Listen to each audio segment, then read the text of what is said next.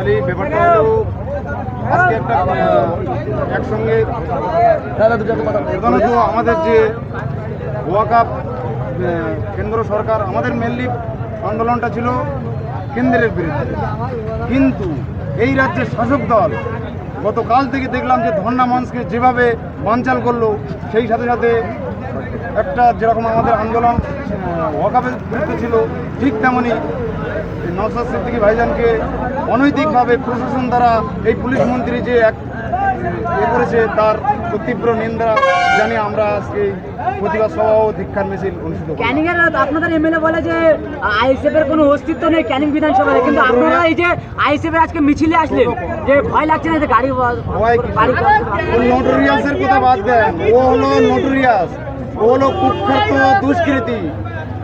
প্রতিটা বুথে বুথে ওই কুখ্যাত দুষ্কৃতি শুধুমাত্র দুষ্কৃতি ছাড়া আর কিছুই তৈরি করে রাখে। যদি সক্রিয়ভাবে এক মিনিট ভোট হয়, তো তৃণমূল সরকার এই বড় ভাইজান 21 সালে বলেছিল যে বিনা পোস্টপোল ভাইলেন্স ছাড়া যদি পোলিং হয়, তাই এর দক্ষিণ 24 পরগনায় তৃণমূল 0 হয়ে যাবে। তাই বাস্তবটা তাই, তৃণমূলের কিছুই নেই। ক্যানিংয়ের লড়াই কি জারি থাকবে? অবশ্যই জারি থাকবে। ভয় লাগছে না? মোটেই নয়। ও মানুষ, আমিও মানুষ, ভয় আবার কিসে?